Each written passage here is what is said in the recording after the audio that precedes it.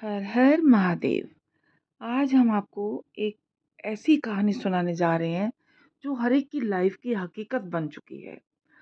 और समय ही धन है।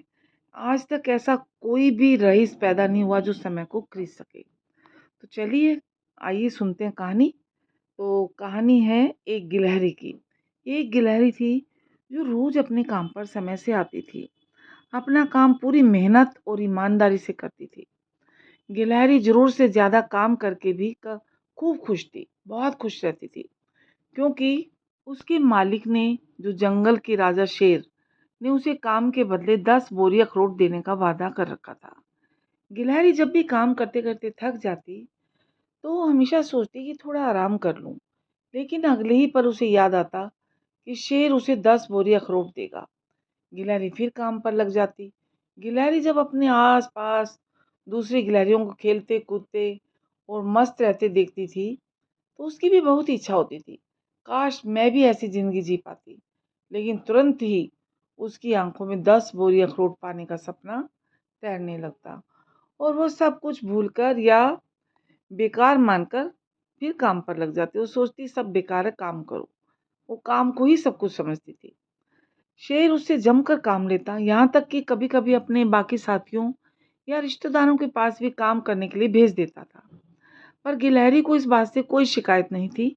उसे तो बस अपने अखरोटों की बोरियों से मतलब था। दूसरी ओर शेर भी बहुत ही ईमानदार था, और काम पूरा होने पर गिलहरी को अखरोट देने में उसे कोई परेशानी नहीं थी। इस प्रकार ऐसे ही समय बीतता रहा।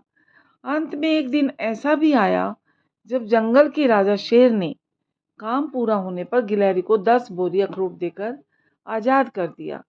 लेकिन ये क्या, अब तो गिलहरी 10 बोरी अखरोट देखकर उतना खुश नहीं हुई। उसे उतनी खुशी नहीं मिली जितनी कि वो सोचा करती थी। उसने बोरियों के आगे पीछे कई चक्कर काटे और थक कर वहीं बैठकर सोचने लगी कि 10 बोरी भरकर अखरोट तो मेरे सामने हैं, लेकिन वास्तव में ये अखरोट अब मेरे किस काम के। पूरी जिंदगी तो मैंने काम करते करते मेरे दांत तो पूरी तरह घिस गए। अब इसे कैसे खाऊंगी। बेचारी बैठ के ऐसे सोचने लगी, क्या मेरे दांत भी नहीं रहे पूरा काम करते करते, सब मेरे दांत भी बेकार हो गए हैं, पूरी जिंदगी हो गई मुझे काम करते हुए।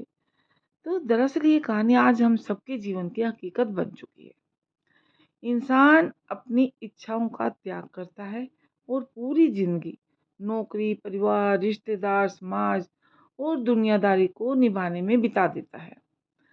और होता क्या है कि रिटायरमेंट के आते आते उसके पास घर, परिवार, आर्थिक बचत या जीवन यापन के अन्य साधन भी जुट जाते हैं। लेकिन यहाँ उसका सामना जिंदगी की उस कड़वी सच्चाई से होता है जिसे हम हकीकत कहते हैं। क्योंकि काम करते करते वो कमाई तो बहुत करता है, अपने आसपास के लिए झूठे सच्चे रिश्ते भी जुटा लेता है, लेकिन खुद को तो पूरी तरह खो देता है। तब तक उसका परिवार, बच्चे, आसपास का माहौल सब कुछ बदल जाता है। आर्थिक बचत भी उसे उसका स्वास्थ्य, शरीर वापस नहीं दे सकती। आपके पास कितना ही धन हो, अगर आपका शरीर ठीक नहीं है तो धन आपको आपका शरीर वापस नहीं दे सकता।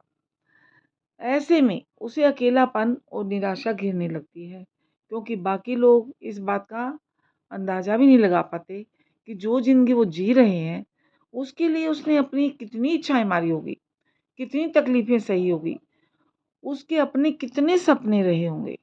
फिर जरा सोचिए कि क्या फायदा ऐसी बचत या इनाम का, जिसे पाने के लिए पूरी जिंदगी लगाई जाए, लेकिन खुद उसका इस्तेमाल भी ना कर सके। कोई आपको इनाम नहीं देता है, कोई नहीं देगा। अगर आपका शरीर ठीक नहीं है तो आपको कोई 4 दिन भी नहीं झेल पाएगा। मुश्किल हो जाएंगे आप उनके लिए झेलना। तो इसलिए हमेशा याद रखें कि इस धरती पर कोई भी ऐसा अमीर आज तक पैदा नहीं हुआ जो बीते हुए समय को खरीद सके। इसलिए आप सभी से रिक्वेस्ट है, प्रार्थना है कि वर्तमान में जिए।